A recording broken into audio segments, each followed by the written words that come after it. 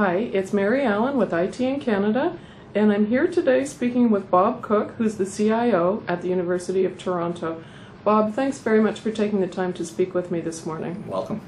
Could we begin, Bob, with a brief introduction to the U of T and to the business problem that your implementation of Live at EDU was designed to address? Well, the University of Toronto is Canada's one of Canada's oldest and certainly its largest university, with international reputation for both program and its research. We have about 70,000 students, and it became apparent both to the IT group, but also based on what we were hearing from our students, that we were simply not offering e-communications at a standard that students were familiar with in their personal lives and expected of our institution. And so we considered a variety of solutions, realizing that we were not able to compete with the functionality and the cost of cloud offerings in the provision of e-communication services. And so that's why we looked very seriously at what was possible, working with an external partner in developing a much improved experience for our students. It sounds like a very significant project. Can you describe the stages that were part of your implementation process? The most important stage was actually the first one, and that was our communication and consultation with our students, with our clients. We learned from them what was bothering them, what their expectations were, and most importantly, though, we also learned what their concerns were.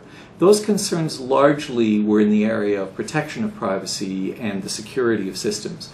And so that allowed us to direct our efforts in the development of a rollout plan to address those particular concerns through a very rigorous privacy impact assessment and threat risk analysis, which provided us the assurance that although, as with no technologies, this was going to be a foolproof and environment, but that in fact we were going to be able to offer not only better features and better services, but also provide a level of protection and security through the outsourcing of our e-communication strategy for students than we would be able to do if we were trying to build it internally on our own. Mm-hmm, mm-hmm.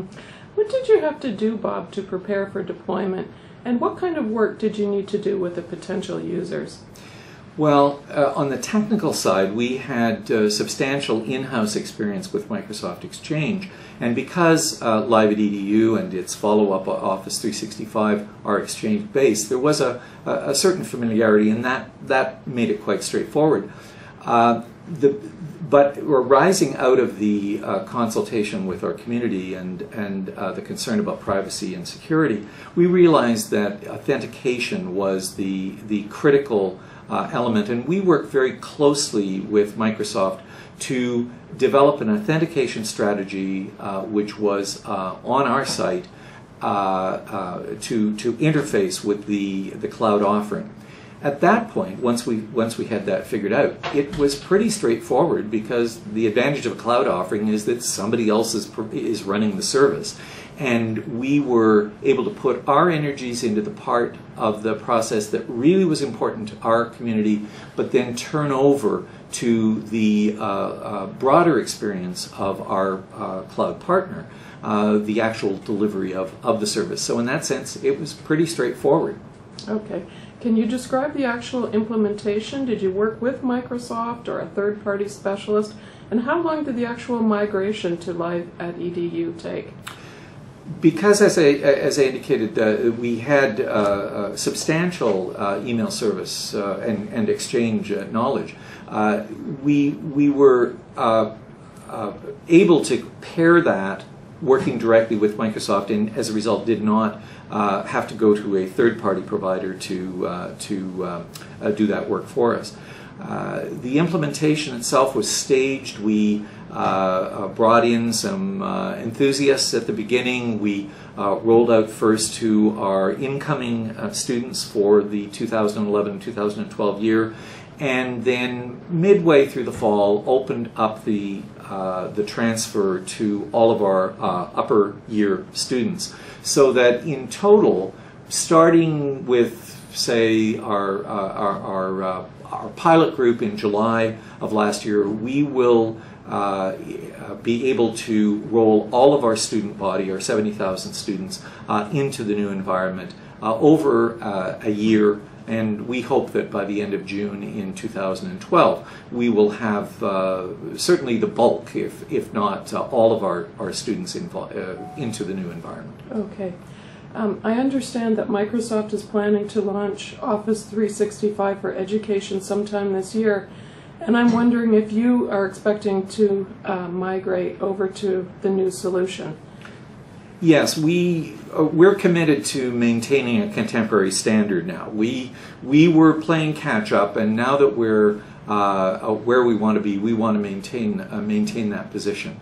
And so we do expect to roll over at some point in the next year to 18 months to Office 365.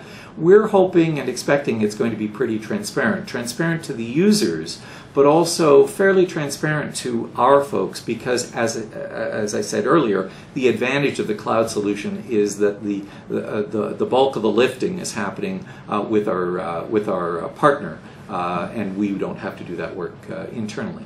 Okay. Bob, are there lessons that you learned through this implementation that you could share with other institutions that may be considering implementation of Office 365 or another cloud solution?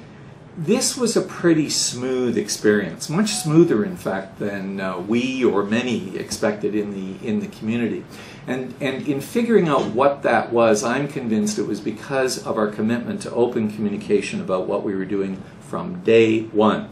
That was at the level of working with our clients to figure out what they wanted, what their concerns were, but also giving them a step-by-step update as to what we were doing, who was going to be next, how we were going to be able to move this forward. So for me, the number one lesson is open and continual communication with the community on what we were doing.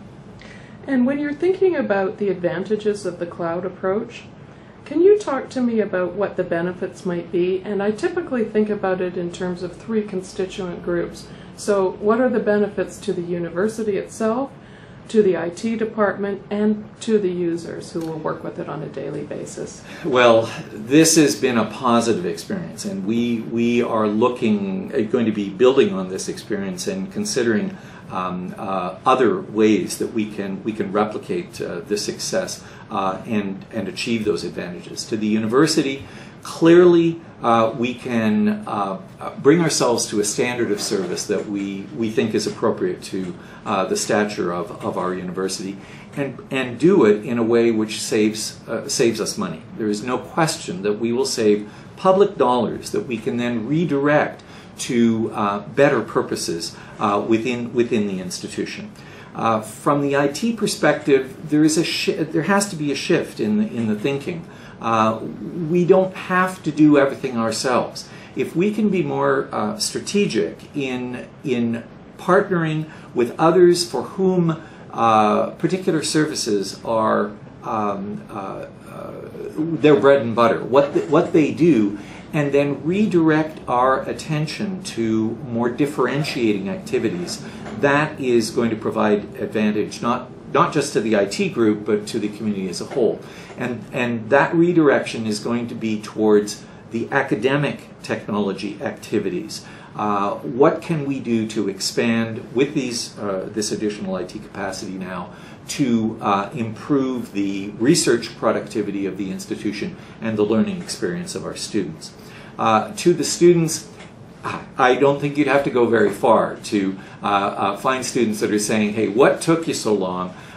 We are in a much better position in terms of the kinds of experiences that we have. It's much more integrated, it's much better, more robust, and is going to support us in our learning and in our research activities as graduate students. So it was a win all the way around in the community, within the university community, and as a result, we're going to be looking for other activities or areas in which to engage in similar approaches.